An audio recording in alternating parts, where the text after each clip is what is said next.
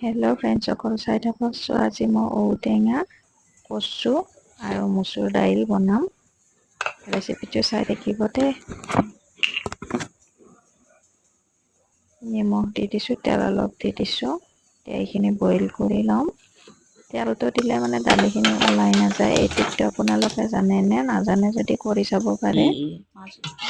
বহুতে জানিবও পাৰে বাৰু। তাৰপিছত এতিয়া মচুৰ দাইলখিনি বইল হৈ গ'ল। এতিয়া তেল মাৰি দিম।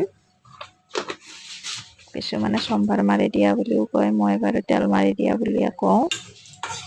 এতিয়া এইখিনি এনেকৈ লৰাই ভাজিম। তাৰপিছত দি দিম শুকান জলকীয়া, তেজপাত, পিঁয়াজ আৰু খোৱা সময়খিনিত নহৰু অকণমান দি দিম।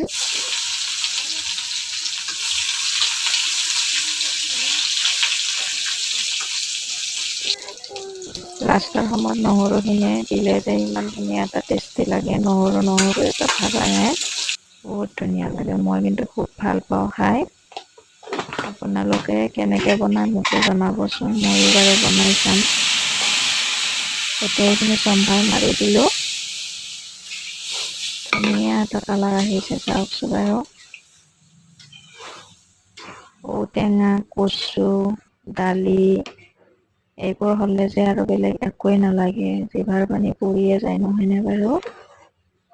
আপোনালোকে ভাল পায়নে বাৰু? কমেণ্ট কৰি জনাবচোন। ভাল লাগিলে লাইক, শ্বেয়াৰ, ছাবস্ক্ৰাইব কৰি দিব। বাই।